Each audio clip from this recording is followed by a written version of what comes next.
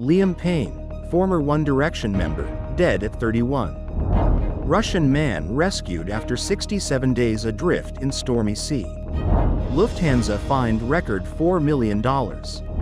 Danish archaeologists unearth 50 Viking-age skeletons.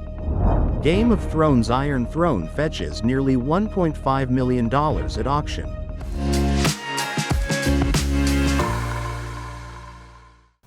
Hello, I'm Wade Lee. Thank you for joining us on Funday News. It is Thursday, October 17th, and here are your top stories.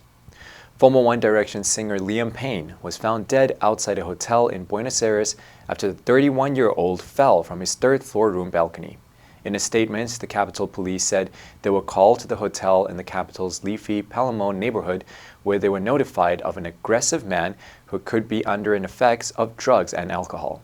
The hotel manager said he heard a loud noise at the back of the hotel, and when police arrived, they found that a man had fallen over the balcony in his room.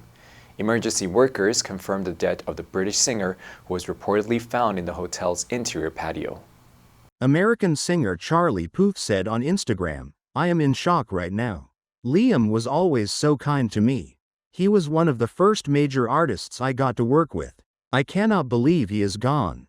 Payne had a son named Bear with British TV personality and Girls Aloud singer Cheryl in 2017.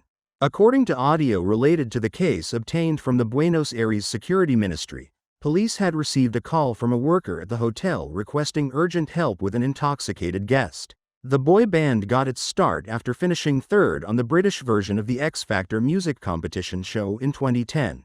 But the group broke up in 2016 as its members pursued different projects, including solo careers. According to Celebrity Net Worth, Payne's One Direction and solo career helped garner him a net worth of some $70 million. A Russian man had been rescued from the stormy seas of Okhotsk after surviving for more than 2 months in a tiny inflatable boat that lost its engine, though his brother and nephew had died. The prosecutor's office in the far east of Russia said the man was rescued by a fishing vessel off the Kamchatka Peninsula on Monday. It did not name the survivor, but Russian news reported identified him as 46-year-old Mikhail Pichukin, who had set out in early August with his 49-year-old brother and 15-year-old nephew to watch whales. Their bodies were reportedly found in the boat when the Angel fishing vessel rescued Pichukin. Media reports said the three men had traveled to the Shantar Islands, off the northwestern shore of the Sea of Okhotsk, and went missing after setting off to return to Sakhalin Island on August 9. A rescue effort was launched but failed to locate them.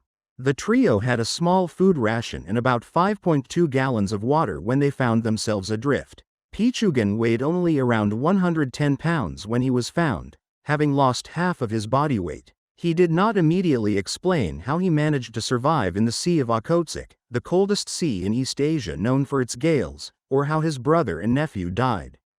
Germany's Flagship Airline had been fined $4 million by the U.S. Department of Transportation over allegations that it discriminated against a group of Jewish passengers.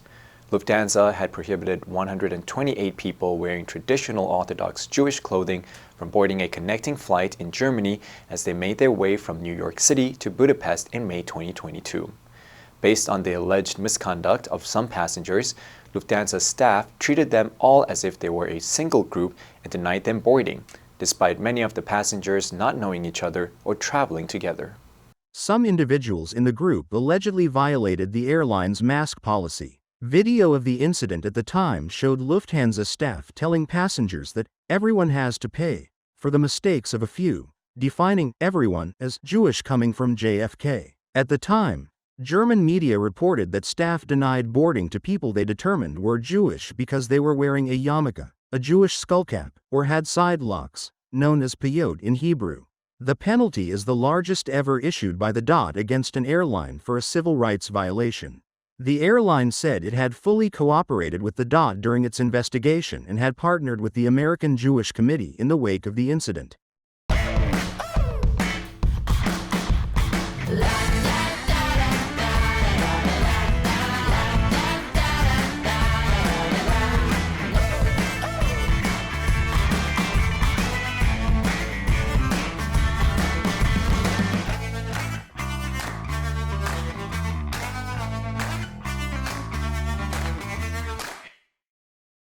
In a village in central Denmark, archaeologists made a landmark discovery that could hold important clues to the Viking era, a burial ground containing some 50 exceptionally well-preserved skeletons.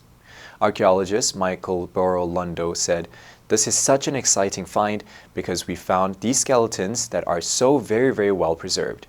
Normally, we would be lucky to find a few teeth in the graves, but here we have entire skeletons."